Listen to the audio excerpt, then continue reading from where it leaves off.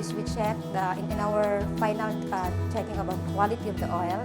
We do free fatty acid for checking of the freshness.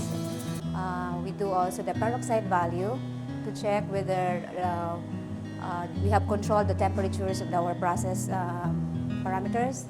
And also we do moisture check to ensure that our oil can have a shelf life that usually it's 2 years, that it can still be used as a fresh product. Because processing coconut really requires hygiene, starting from the moment you open the nut.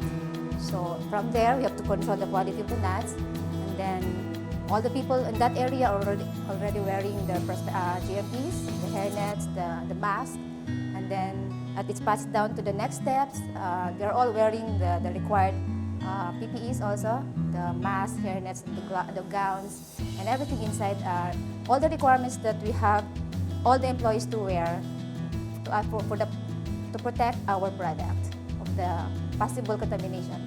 So we do all those things that might contaminate our product. We have to control it. Well, the kind of coconut is the best coconut oil that we produce with that kind of process is a microbes free, because we have to ensure that no microbial contamination with our oil.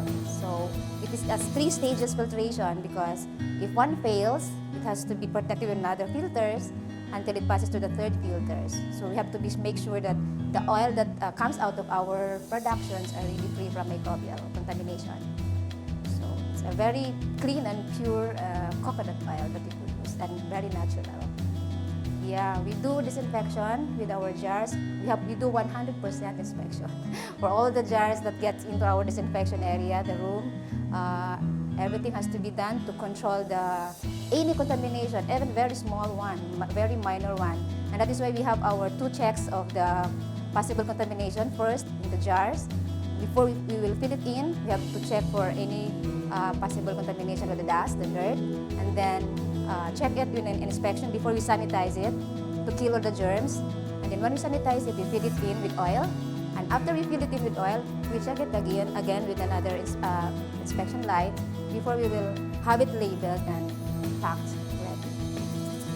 So it is a 100% inspection of all the jars that we produce. What is most special about our fresh centrifuged virgin coconut oil is that I think I can say that it has the quality of the oil that is very close, if not the closest, very close to what exists in fresh, mature coconut fruit. So in other words, when you drink it, it's just like you eat the coconut meat, the fresh coconut meat with the oil in it. As I have described earlier, the way we are processing it, real fresh coconut, high freshness standard in our operation, produce that kind of oil. And you can determine it in its taste. It has a fresh taste, it has a fresh aroma, and when you drink it, it doesn't get caught on your throat. If you touch it like that, it has a very thin consistency. It is not thick, no? Meaning it's very less processed. And if you apply it on the skin, it is immediately absorbed. It is absorbed faster than other oils.